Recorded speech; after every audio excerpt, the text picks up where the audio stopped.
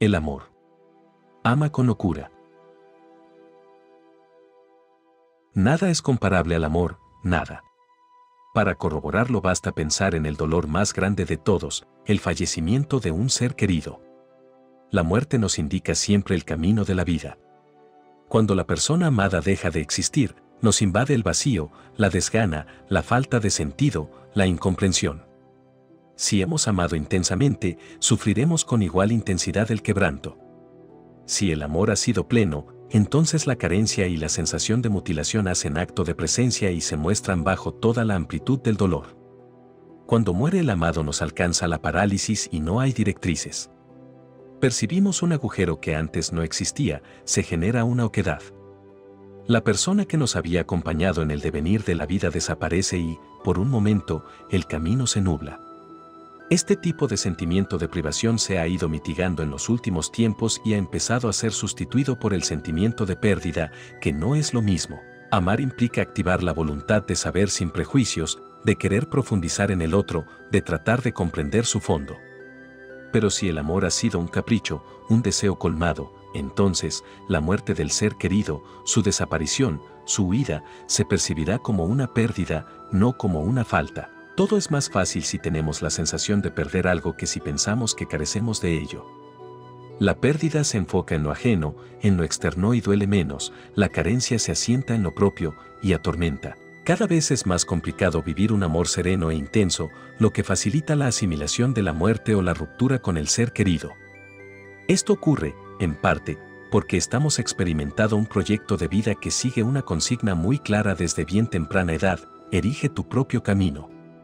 La sociedad hipermoderna nos empuja a tomar las riendas de nuestra vida, a ser sus constructores y ejecutores, pero, a ser posible, sin depender de nadie. El proyecto de individuo es más importante que el proyecto social y no existe invitación a compartir el trayecto. Pensadores como Zygmunt Bauman han calificado el modelo de amor de nuestra época de líquido. Nos concentramos en las expectativas sobre nuestras relaciones y en el nivel de satisfacción que creemos que nos deberían proporcionar. Vamos con una idea preconcebida y cerramos la opción al amor pilia, a ese proceso donde ponemos la atención en el otro con el fin de conocer, de saber, con la idea de descubrir, aletheia, para así contagiarnos, enriquecernos. Se ponen de moda los sitios web y las apps destinadas a buscar pareja. Se parte de una idea fija: yo soy así. Se rellena un perfil, se explicitan los gustos, los deseos, las aficiones. Lo que en realidad hacemos es una declaración de intenciones. El algoritmo se activa y nos muestra personas que son capaces de cumplirlas. Solo tenemos que hacer match y después fijar la cita. Acudimos al encuentro del otro sabiendo lo que se espera de nosotros y viceversa. Caemos en la trampa del lecho de Procusto. Procusto era un gigante posadero que descoyuntaba a sus víctimas estirándolas para que encajasen con el tamaño de la cama, pero si el viajero era más grande que ésta, le cortaba las partes que sobresalían. Sea como sea, todos tenían que ajustarse a la perfección a aquel lecho, pero para hacerlo terminaban muriendo.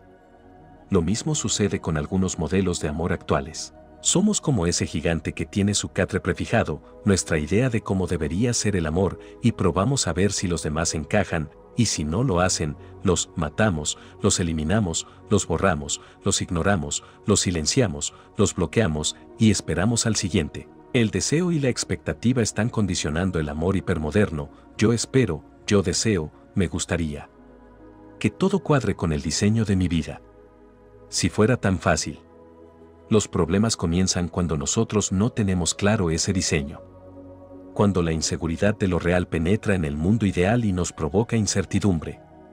Entonces sufrimos la angustia de no saber, una angustia que compensamos con la necesidad de probar, de experimentar, de llenar de experiencias esa mochila que nos dicen que llevamos encima. Y como buena mochila, esta tiene que ser lo más ligera posible para que no nos frene durante el camino. ¿Cómo cargar con el peso del amor duradero, profundo, sostenido en el tiempo, comprensivo, tolerante, mientras tengo que erigir mi propio camino? Percibido así, es un amor lastre que, al igual que el resto de las categorías vitales, es sometido al criterio de la ligereza, de ahí la fragilidad con la que se viven estas experiencias. Se rompen con la misma facilidad con la que se construyen, pero de igual manera se reemplazan. El relato del amor. Es un modelo de amor que cuenta con las ventajas de usar una red que nos relaciona a la vez que nos deja entrever multiplicidad de opciones. Avanzar por ella implica conectar con unos y desconectar con otros, facilitando el tránsito, que no es lo mismo que el progreso. Lo esencial se enfoca en el nuevo nodo de conexión que se realiza y en la facilidad para romper los nodos anteriores debido a la escasa resistencia que presentan. Es como el disco duro de un ordenador donde, a golpe de clic, podemos arrojar a la papelera lo que no deseemos. En esta fragilidad amorosa que se sostiene en los mecanismos del tránsito, lo importante es mantener vivo el deseo mientras se camina de una conexión hacia otra. Estancarse en un solo nodo puede suponernos el agotamiento por obsolescencia, por falta de actualización, y se percibe como fracaso, como limitación. Bowman nos presenta este tipo de relación bajo la impresión de una pérdida de oportunidades. Está asociada a la idea de constante mejoría que nos insuflan desde los púlpitos del sistema y que nos empuja a cultivar una personalidad inconformista. Puede que la conexión que tengamos con otra persona sea buena, pero poco a poco se apodera de nosotros la sensación de que es insuficiente, de que existe la posibilidad de prosperar porque hay ofertas mejores. A partir de ese momento, solo se valora el cambio. Entonces entra en juego la ligereza del pasado y aparece esa papelera de reciclaje donde arrojar y olvidar la conexión anterior. Este borrado es cada día más sencillo porque se ve facilitado por las narrativas de las relaciones hipermodernas. Las conexiones que realizamos con el otro se atestiguan en las stories de Instagram, en los TikToks, en los miles de fotos y videos, en los cientos de mensajes a través de las redes sociales. Existen registros de cada uno de nuestros enlaces y son tan amplios, tan variados, tan desmedidos, que no dejan espacio, ni tiempo, para construir un relato de la relación. Son millones de momentos juntos, testimonios gráficos que eclosionan al tiempo que se exponen. La sobreabundancia de archivos que tenemos es tal que apenas realizamos ejercicios de revisión. Ya no se repasan las historias en común. No existen los álbumes de fotos impresos, aquellos que de vez en cuando se revisaban y daban forma al relato de la relación. La saturación no favorece el recuerdo y esto limita de cara a profundizar en una historia compartida. Son relaciones sin historia. La confianza en que la tecnología se convierta en ese álbum de fácil acceso al que acudir cuando queremos provoca que al final nunca lo hagamos. Depositamos tanta seguridad e información en la red y en las memorias digitales sobre los momentos de nuestra vida que apenas acudimos a ellos porque estamos ocupados en generar nuevos contenidos para seguir llenando ese inagotable disco duro que nos acompaña como una ramificación externa de nuestra identidad. El amor sereno implica la existencia de una historia, pero, sobre todo, de un relato sobre esa historia en común. Una narración que se cuenta a la pareja a sí misma, que se revisa, a la que se vuelve de vez en cuando para consolidar los pilares de la relación. Un romance que narran a otros para hacerlos partícipes de su vida, reavivando la relación de pareja. La repetición es uno de sus fundamentos, recontarse la historia, revisarla, era habitual a medida que la vida en pareja avanzaba. Era ese, volver a vivir, el revivir, lo que afianzaba la unión, pero esto ya no ocurre. En los últimos 15 años mis alumnos me han confesado que en su mayoría no conocen la historia de amor de sus padres y que además no les interesa. La repetición se vive como un estigma que oprime el devenir, se experimenta desde el desinterés y se considera una pérdida de tiempo porque impide atender el presente y seguir produciendo instantes para el próximo disco duro. Tampoco podemos olvidar en esta ecuación el sentido hedonista que acompaña la formación del sujeto a lo largo de esta vida hipermoderna. Desde esta compulsiva búsqueda del placer hemos llegado a percibir el amor como una variante más de un hedonismo que tiene como única función el goce. Todavía concedemos parcelas de sufrimiento y sacrificio cuando hablamos del amor a los hijos, pero en lo referente a la pareja el criterio parece decantarse cada vez más por la búsqueda del regocijo. Esto implica enfocar la conexión con el otro desde el principio del placer, con lo que dejamos a un lado esa posibilidad de filie, de amistad, de aceptación, de conocimiento. Pero no debemos olvidar que si eliminamos el displacer, cercenamos la realidad. Lo mismo ocurre si centramos el amor en el desarrollo exclusivo del ego. Como señala Rousseau, no se deben confundir el amor propio, amor propre, con la confianza en uno mismo, amour de soi. La confianza en uno mismo se percibe como algo natural característico de todos los animales, cuya función es la de ser un elemento de supervivencia. Sin embargo, el amor propio es un sentimiento relativo de carácter social que empuja al sujeto a darse prioridad a sí mismo frente al resto. A partir de aquí, Rousseau explicita que a medida que la sociedad se desarrolla, cada uno empieza a mirar a los demás y a querer ser mirado él mismo. Desde ese momento la estimación pública tiene un precio. Pero con la llegada de la omnipantalla, el eje del sujeto se centra en ser visto y reconocido por igual, de manera que ese amor propio se somete a la dependencia de los otros, asumiendo el riesgo, en el caso de ser ignorado, de perder la confianza en sí mismo. El asunto se complica cuando además queremos ser amados. Ser amado es el culmen del reconocimiento del otro hacia nuestra identidad. De entre todas las personas posibles, nos eligen a nosotros. Si fuésemos capaces de tener esto presente, muchas de las inseguridades, desvelos y malestares se atenuarían. Porque sentirnos amados es sabernos reconocidos en la singularidad. Supone ponernos en valor, es decir, valorarnos por encima de todos los demás, y pocas cosas son más estimulantes que sentirse valorado. No sucede lo mismo con el sexo. El sexo posee más homogeneidad y no implica necesariamente singularidad, sino más bien destreza, de ahí que sea reemplazable. Lo sintomático de esta hipermodernidad es que, si bien el sexo puede haberse liberado de estigmas morales, el ideal de amor romántico todavía pervive junto a él. Pensadores como Lipovetsky ven en nuestra sociedad una manera paradójica en lo referente al amor. La verdad es que la desregulación cool no ha causado en modo alguno el hundimiento de los discursos, las esperanzas ni los sueños de amor. Nuestra cultura hiperindividualista es a la vez consumista e idealista, materialista y sentimental.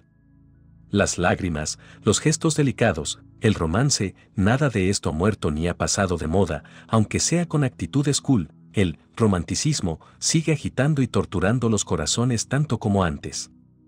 Cuanto menos pesan en nosotros las instituciones tradicionales, más pesa la afectividad en la esfera privada, la intensidad de vivir. A diferencia de otros periodos, donde el romanticismo del amor se percibía con exclusivo brío, en la hipermodernidad todo se intenta vivir con especial ímpetu. Al entronizarse el presente y al derivar el peso de la vida en los afectos, se ambiciona sentir todo con intensidad. Esto implica que hemos extendido el ardor del enamoramiento a las demás facetas de la vida, de modo que nos animan a experimentar el mundo laboral con intensidad, a trabajar con intensidad, a concentrarnos con intensidad, a estar presentes con intensidad, mindfulness, a entrenar con intensidad, a leer con intensidad, a debatir con intensidad, a criar a los hijos con intensidad y no perdernos ni un solo instante de su vida. Al ampliar la dinámica del enamoramiento a todo lo demás, inevitablemente degradamos su hegemonía porque una intensidad siempre es susceptible de ser reemplazada por otra. Si el amor no es potente, podemos encontrar consuelo en el ímpetu del trabajo, en la pasión de la crianza de los hijos o en cualquier otra cosa. Hasta no hace mucho, el enamoramiento era una experiencia emocional privilegiada e insustituible, pero con la sentimentalización que experimentamos hemos ampliado el abanico. Otra cuestión destacable en lo referente a las relaciones personales es el miedo al sufrimiento, al fracaso, a ser expulsado, al abandono. El dolor inducido por un amor que naufraga puede impedir la reapertura hacia otro nuevo debido a la fragilidad emocional que poseemos. Las rupturas se hacen más insoportables no porque vivamos el amor con más intensidad, sino porque tenemos el umbral del dolor muy debilitado. A pesar de esto, lo que pudiera parecer un drama en otros tiempos, hoy se vive con más calma, incluso se celebran los divorcios, desde el momento en el que encontramos sucedáneos en las otras pasiones, que hacen de paliativos y que terminan narcotizando al sujeto.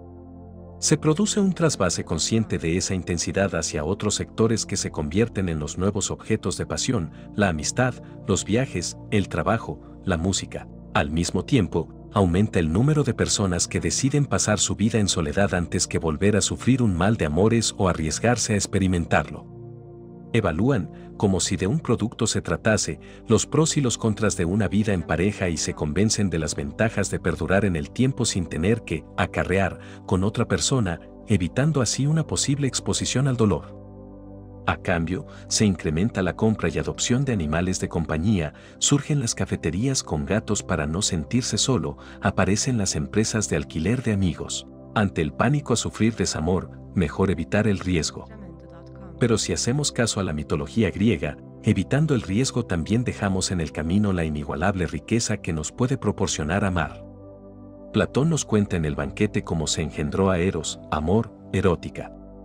El día en que nació Afrodita, la diosa de la belleza, hubo una gran fiesta en el Olimpo. Poros, el dios de la oportunidad, de los recursos, de la abundancia, bebió más néctar de la cuenta y se embriagó, al tiempo que la diosa de la pobreza, Penia, acudió a mendigar a la puerta del convite, como era habitual. Poros se quedó dormido y Penia aprovechó para yacer a su lado y concebir un hijo. Ese hijo fue Eros. Es decir, Eros, el amor, tiene en su ascendencia a la abundancia y a la pobreza por igual. Por un lado, nos puede llenar de plenitud, nos proporciona momentos de satisfacción, nos dota de aquello que nos conmueve, pero, por otro, es capaz de dejarnos en la más absoluta miseria, Penia, invadidos de pobreza. Según Platón, Eros es compañero de la indigencia, pero siempre está al acecho de lo bueno y de lo bello, está ávido de sabiduría y es rico en recursos, siendo un amante del conocimiento a lo largo de su vida. Relación vs conexión. La comodidad con la que estamos creciendo y ese umbral tan frágil del dolor empujan a un modelo de amor asegurado. Cuenta el filósofo Alain Badiou que las primeras evidencias de este amor asegurado contra todo riesgo las descubrió en las campañas publicitarias del sitio de citas Mythic, donde se usaban eslóganes como «Tenga el amor sin riesgos» o «Usted puede enamorarse sin sufrir». El objetivo de estos portales es minimizar al máximo ese factor riesgo que implica lanzarse a una relación. Nos animan a adentrarnos en una aventura edulcorada y nos apuntamos sabiendo que la vía por la que vamos a escalar está testada y asegurada por unas guías. De este modo podremos disfrutar de las vistas mientras trepamos al tiempo que percibimos cierto peligro, que provocará que el corazón lata más rápido, obteniendo así un sucedáneo del amor. Todo muy distinto al verdadero lance de tener que subir una montaña siendo el primero en abrir una vía, sabiendo que cada paso que das hacia la cima es un riesgo, sintiendo que la adrenalina te invade en cada movimiento. Se van rompiendo tabúes, la edad ya no es un hándicap para disfrutar del sexo, la pornografía es habitual y la compra y normalización de juguetes sexuales se ha convertido en un complemento amatorio que se libera del peso de la moral. Pero a su vez, y a la par de esta apertura mental, también experimentamos la inseguridad que provoca el temor a no ser suficiente para el otro, a no estar a la altura en la intimidad, a las comparaciones con las parejas anteriores, a ser incapaz de complacerlo o de emular en la realidad la simulación de lo pornográfico, cuestiones que siguen condicionando la identidad del placer. Esta mezcla paradójica entre el deseo de ser amado, reconocido y aceptado como alguien singular y la idealización de una pareja que te complemente se encuentra fusionada a su vez con un apetito sexual liberado del peso de la moral. Convivimos con naturalidad con esta nueva dimensión hibridada que ha provocado, según Bowman, que sustituyamos las relaciones por las conexiones. La relación implica un nivel de compromiso mutuo que se empieza a percibir como limitación. Hasta no hace mucho, el compromiso se apreciaba como una virtud, especialmente aquel que se enfocaba a largo plazo. Convivir con una persona o formar una familia eran de los mayores retos que se tenían por delante y constituían una fuente de anhelo y aspiración. En la construcción de la identidad se ponía especial énfasis en la importancia del factor de la responsabilidad. Desde que éramos pequeños, existía una insistencia del núcleo social por destacar que el compromiso era un pilar esencial de la personalidad y se ejercía una pedagogía donde se decían cosas como, tu palabra va a misa, sé fiel a tu palabra, lo único que tienes es tu palabra. Era una de las virtudes más estimadas en lo personal y también en lo social, pero en la formación actual existe una devoción por la novedad que junto con el atractivo que conlleva cambiar y experimentar, no parecen apuntar en esa dirección. Dependiendo del caso, el compromiso se percibe como una rémora, como un lastre que nos impide disfrutar de la vida y nos limita, desterrando de su acervo aquella concepción virtuosa que poseía. Se impone el derecho al goce por encima de cualquier otro contrato. Ha calado hondo el discurso del cambio y del desarrollo personal, de manera que siempre encontramos un argumento de peso para justificar la ruptura del compromiso. Ya no soy el que era cuando me comprometí, has cambiado, he evolucionado, no eres aquella persona de la que me enamoré, ya nada es igual, tengo derecho a ser feliz. Esta dinámica se extiende al resto de responsabilidades. Con el mundo laboral pasa lo mismo, se abandonan trabajos porque ya no nos llenan, o pensé que me gustaría más, y se renuncia a ellos porque quiero perseguir mis sueños, y si hablamos de las amistades la cosa no varía mucho, a la mínima de cambio se desmoronan. Cada vez es más complicado mantener el contrato, no solo con la pareja o el trabajo, sino con cualquier cosa, con los estudios, con el ahorro, con la dieta, con el deporte, al tiempo que no paramos de embarcarnos ansiosamente en ellos. Frente a esto, nos inclinamos por un amor-conexión, es más sencillo y requiere menos responsabilidad. En la conexión no pretendemos transitar más allá, no entramos en el antes o en el después, solo interesa el instante de la conexión. Se multiplican las conexiones, pero se transita por ellas de manera unipersonal. Cuando nos apetece, nos conectamos con alguien que, al igual que nosotros, tiene un fluir ligero, agradable y excitante. Cada uno en su casa, en su intimidad, pero asumiendo la instrumentalización del otro para cuando convenga. Follamigos, amigos con derecho a roce, relaciones abiertas, exparejas. El convenio es tan sencillo como la desconexión, no implica grandes problemas y durará lo que aguante la expectativa de éxito, de modo que cuando se presenta el primer obstáculo que ralentiza la conexión, entonces se abandona. Esta concepción de un amor centrado exclusivamente en el beneficio recíproco ya la apuntó Platón en otro de sus diálogos, Fedro, donde lo presenta bajo la forma contractual, según la cual dos personas buscan el provecho mutuo por medio de un pacto donde se evita el tema de la pasión amorosa, jaibres, ya que ésta podría nublarles la vista y perjudicar el bien común. Otra de las ventajas de las relaciones conexión está en la velocidad. Acostumbrados a experimentar la aceleración como un proceso necesario, asimilamos la velocidad como un elemento intrínseco del presente. La impaciencia es sinónimo de virtud, de tener hambre por comerse la vida, de ahí que el modelo clásico de relación que implica el cortejo, el coqueteo, el conocimiento progresivo del otro esté en horas bajas. Al conectarse, el flujo de información que aportamos es lo único importante porque en la conexión cada uno tiene claro lo que ambiciona en el otro, lo ha googleado en el buscador para ir directo al archivo que le interesa. Esto implica que, si no se logra de manera rápida lo pretendido, si se cuelga la conexión o se tiene que resetear la búsqueda, lo más probable es que aparezcan otros intereses, otras distracciones y otras ofertas que nos desenlacen. Para mantener la cadena funcionando contamos con la velocidad y la aceleración, que no es lo mismo, como base de nuestras conexiones. Nos atemorizan para que no nos detengamos, nos hacen creer que pararse, desconectar, es vegetar. Como Ralph Waldo Emerson afirmó, cuando la capa de hielo es muy fina, como estas relaciones conexión, la única posibilidad de salvarse es patinando a mucha velocidad. En esta cosmovisión de la vida que estamos asimilando, otra de las dificultades que nos encontramos para estabilizar una relación es el factor expectativa. Las ilusiones que interiorizamos son a veces demasiado ambiciosas. Esperamos encontrar en la pareja al compañero ideal, a la mujer apasionada, a una persona inteligente, alguien atento con nosotros, que sepa interpretar nuestros silencios, que conozca lo que nos sucede por dentro, que se anticipe a nuestros estados de ánimo, que tenga una grata conversación. A este respecto, se ha documentado que una de las principales quejas que existen en las relaciones que van a terapia de pareja es la falta de diálogo, que sea capaz de sorprendernos, que nos haga reír, que nos deje nuestro espacio, que sea un buen padre, que destaque en su trabajo, que se sacrifique por nosotros, que se cuide, que sea también nuestro amigo, nuestro compañero de juegos sexuales. Pero el nivel de tolerancia a la imperfección del otro es tan irritable que, a la primera decepción, el resto de las facetas rápidamente decae. Puede que encontremos a una persona amable, cariñosa y graciosa, alguien que nos ofrece un sexo satisfactorio, pero si descubrimos en ella un grado de conformismo, un atisbo de egoísmo o una actitud despistada, todas las demás cualidades dejarán de importar. Pondremos en peligro una relación porque somos incapaces de centrar la mirada en los aspectos positivos que nos satisfacen. El recogimiento del amor.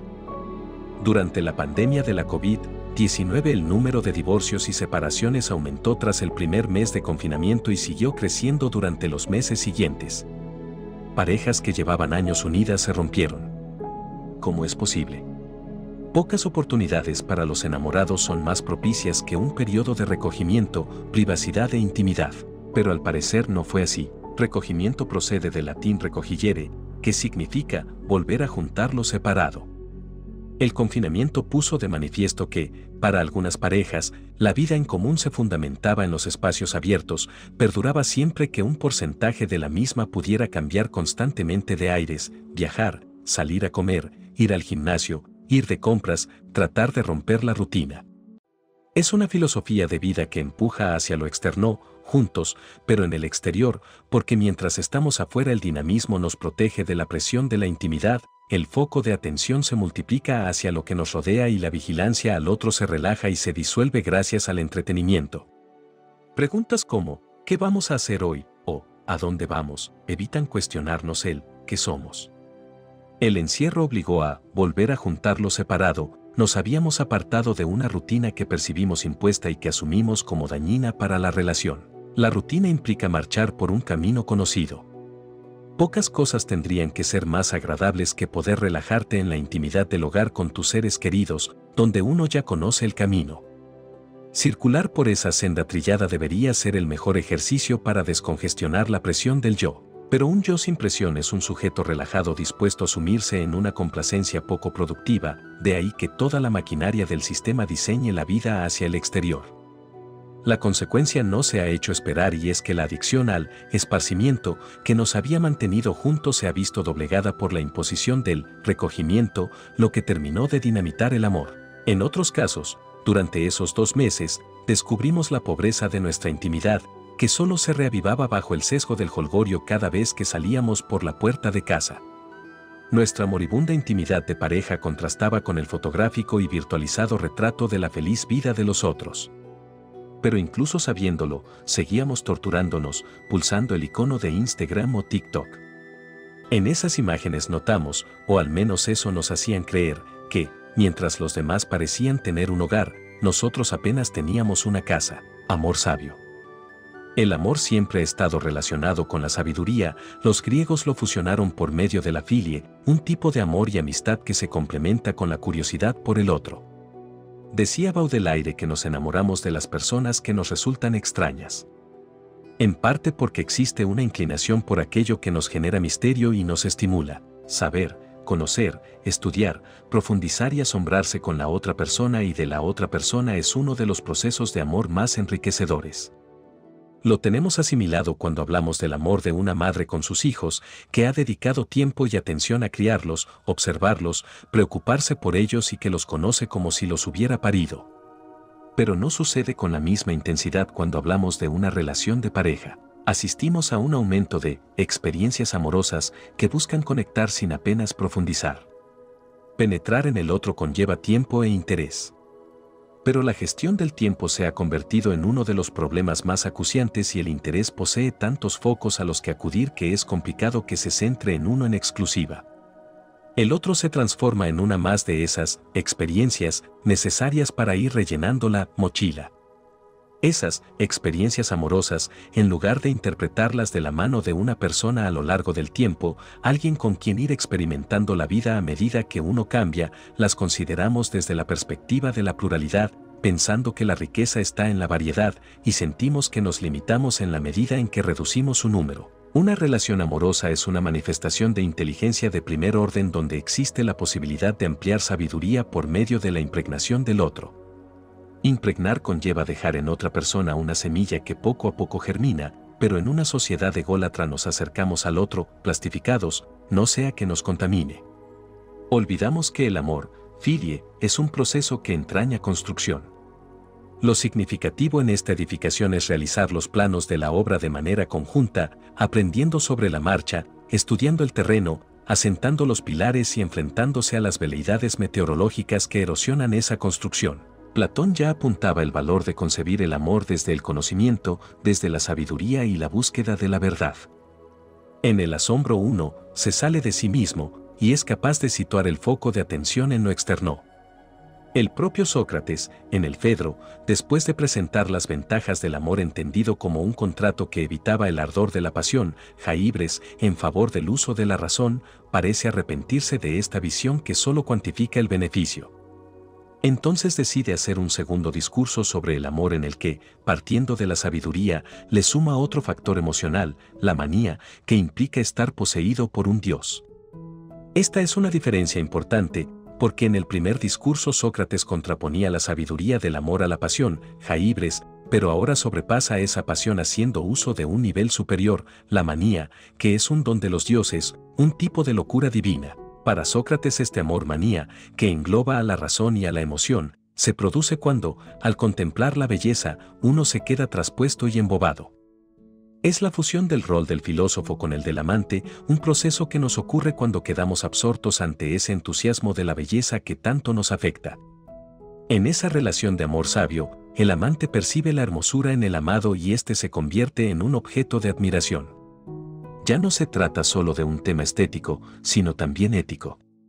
Admirar a la persona que se ama implica respetarla en su totalidad y ver su beldad, tanto externa como interna. Sócrates propone así un modelo de amor sabio que conoce el deseo, pero que lo controla para no dejarse arrebatar. Si se logra, el amor implicará una elevación en todos los aspectos. Esta sabiduría que nos revela el amor tiene, según Badiou, la virtud de convertirse en una experiencia positiva, afirmativa y creadora de la diferencia. Amar es enriquecer el saber a través de esa locura, manía, que te invade y que te impulsa a profundizar. Por eso, como defenderá San Agustín, amamos amar, en parte, porque amamos la verdad, lo genuino. Descubrir la autenticidad de los otros, la no falsificación y enamorarse de ellos es una fuente de riqueza inigualable. Comte Sponville lo apunta de esta manera: Aristóteles tiene, por tanto, razón cuando, al describir el amor filial o parental, no utiliza la palabra eros. Aristóteles utiliza filie. Desde la perspectiva aristotélica, filie también se aplica a la familia, es un amor que se construye con el tiempo y la acción. Su realidad se manifiesta en la necesidad de duración. Es un amor que demanda realidad, sentimiento, afectos auténticos y confianza. En él, el deseo se transforma en alegría, de ahí que, para Aristóteles, amar sea alegrarse.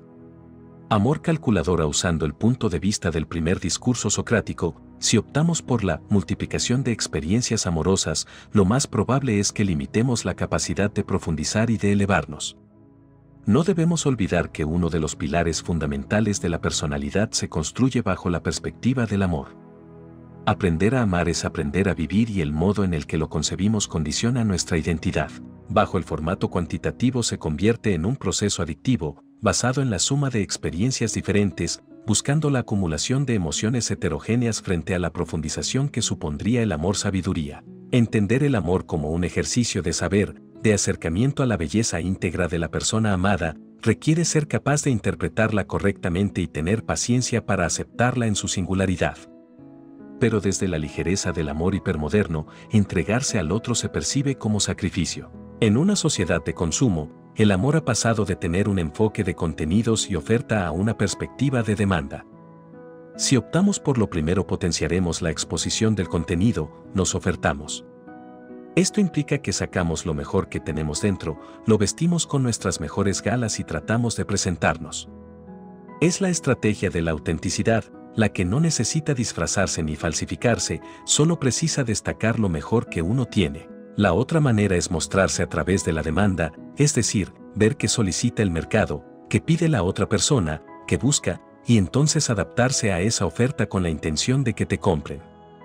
Cuando uno trata de colmar las necesidades de otro convirtiéndose en la mejor oferta, tarde o temprano, el simulacro termina descubriéndose. En esta transacción corremos el riesgo de haber saciado la demanda del otro sin haberle aportado nada más allá de lo que buscaba, por lo que es probable que, una vez colmado, quiera probar con otro. Si nos transformamos en el producto perfecto que se solicita, no dejamos espacio para el misterio, para la curiosidad, para el desvelamiento. De ahí que una estrategia alternativa pase por presentar el contenido y dejar que el otro lo vaya probando, lo descubra, lo quiera conocer. El saber que se ha puesto en auge es la autoayuda, centrada en uno mismo, buscando valorar con la máxima nota las propias competencias. Y esto ocurre a la vez que nos dan a conocer las evaluaciones del otro, para que podamos comparar. Pero la cosa se complica cuando nos adentramos en la relación de pareja. Aparte de la exigencia con la que nos predisponemos a que la otra persona se adapte a nosotros, requerimos que, al igual que el resto de las facetas, la relación sea igualitaria. No podemos evitar tener esa percepción evaluadora que somete nuestra identidad a realizar constantes cálculos en torno a lo que ofrecemos y a lo que recibimos. Esta edulcorada idea de igualitarismo, lo que Richard Zenit denomina el perverso y seductor poder de la desigualdad, daña la línea de flotación de cualquier relación desde el momento en el que no se asimila la asimetría en la pareja. Esta asimetría en forma de contabilidad afectiva se encarga de ir minando poco a poco la convivencia hasta el extremo de percibirse como injusta, indigna y no conveniente, siendo una de las causas de separación más importantes. Cada uno ama como sabe, y el problema surge cuando queremos ser amados de la misma manera en la que amamos. Pero hasta que esto sucede, existe un proceso transitorio que nos permite la conexión. Mientras la relación se afianza, sobre todo en la etapa de enamoramiento, esa asimetría, ese ropaje desigual, era percibido por los dos como una secuencia autorregulada de actos, un toma y daca cuyos factores no se contemplaban de manera atenta. Esta fase la denomina Fernández Porta el paradigma epistemológico de las relaciones de pareja. Es una desatención amorosa que favorece el proceso justo hasta el momento en el que tomamos conciencia de la contabilidad amorosa del debe/haber, que comienza a llevar mentalmente las cuentas con la idea de hacer caja y obtener siempre un balance positivo individual. Otro de los problemas que surgen, probablemente por falta de análisis, está relacionado con el modo en el que pretendemos gestionar las relaciones. El filósofo y doctor en medicina David Hawkins nos pone sobre aviso para distinguir adecuadamente entre el poder y la fuerza cuando habla de las escalas de la conciencia. Para este investigador, la fuerza suele ser el elemento recurrente de aquellas personas que piden más de lo que ellas son capaces de entregar. El poder, sin embargo, se orienta a las que tienen el potencial de entregar mucho más de lo que reciben, son personas sinérgicas que establecen vínculos. Si hablamos de relaciones, puede suceder que la fuerza se imponga desde el momento en el que pedimos más de lo que podemos dar o de lo que estamos dispuestos a ofrecer. Desde la perspectiva más ideal, el amor no fluctúa, una madre amará a su hijo sobre todas las cosas. Se sitúa por encima de la racionalidad porque supera al propio pensamiento, convirtiéndose en un estado del ser, es decir, se ama incondicionalmente porque se tiene una motivación pura. Se podría entender como un sentimiento plenamente inclusivo, ya que el otro se incluye en uno mismo de manera natural.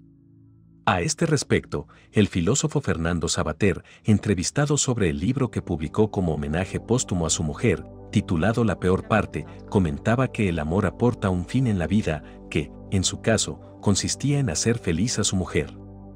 Esto implica un poder que sobrepasa las fronteras del yo y toma conciencia del otro, al que considera un sujeto que enriquece. Iluminado bajo este foco, el amor solo es comprensible como pura bondad, como altruismo pleno. Y en caso de lograrlo, la consecuencia más inmediata, según Hawkins, es la alegría. Apolo y Dioniso. Por amor se han sacrificado vidas, se han escrito libros, se han compuesto canciones, pintado cuadros, se han realizado descubrimientos, ha progresado la ciencia y la técnica, pero, que yo sepa, no se ha creado una asignatura que se llame amor. Aprendemos a amar amando. Por eso existen tantos amores como personas. Pero tengo la sensación de que en los últimos tiempos hemos aprendido más a desamar que otra cosa. Nos amparamos en modelos de vida saturados de ego, en los que se antepone la producción del yo, de lo mío, de mi comodidad, de mis sueños, de mi tiempo, disfrazándolos de inevitabilidad, olvidando hacerlos compatibles con cuidar a las personas que amamos, con acompañar, por poner un ejemplo, a nuestros mayores. Unos mayores que, por culpa de esa producción del yo que nos invade, viven en su soledad el desamparo del amor de los suyos. Y si hablamos de las relaciones de pareja, la cosa no parece mejorar. Hemos pasado de la entrega al requerimiento, olvidando el equilibrio. ¿Qué es lo que buscamos en el amor? Es una pregunta infinita.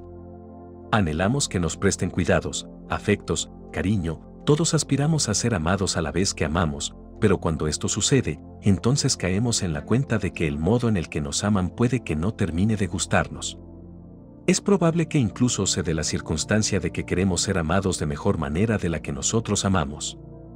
Anhelamos que nos entreguen su atención, pero que lo hagan solo cuando nosotros lo deseamos, aspiramos a que nos cuiden, pero no sabemos dejarnos cuidar, pretendemos que se anticipen a nuestros pensamientos y sentimientos, pero no ofrecemos las claves necesarias para que aprendan a conocernos. Esto sucede, en parte, porque estamos sometidos a un modelo de vida que no deja mucho tiempo para reflexionar sobre lo que nos apetece, sobre lo que sentimos, sobre las luchas internas que nos irritan, sobre nuestro modelo de comunicación, sobre la capacidad de comprensión del otro, llegando, por momentos, a percibirnos como insoportables.